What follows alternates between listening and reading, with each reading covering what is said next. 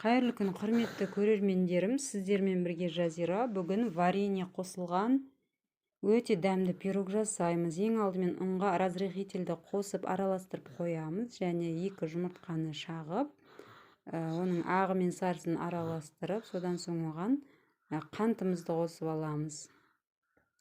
Бұл пирогтың құрамы өте оңай. Содан соң майды қосып тағы да араластырамыз.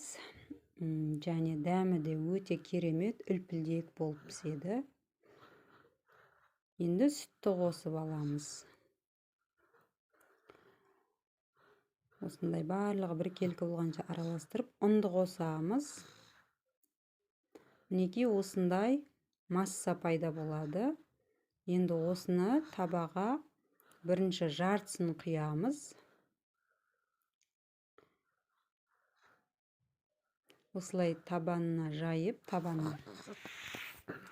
осының үстіне варенье салатын боламыз. Кез келген варенье болады.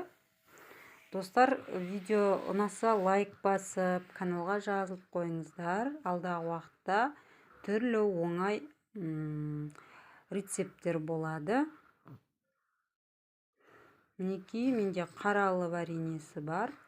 Осылай салып алдым арасына, екінші бөлігін үстіне жайлап жауып шығамыз.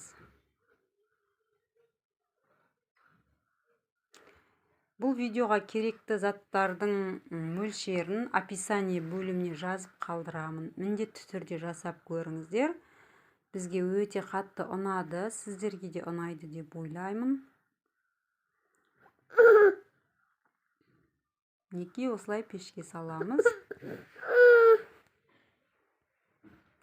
20 минутта осылай пирогымыз пісіп шығады. Үлпілдек, жұмсақ болып пісіп шықты. Арасындағы варенье мен дәмі өте ерекше болып тұр. Мінекей.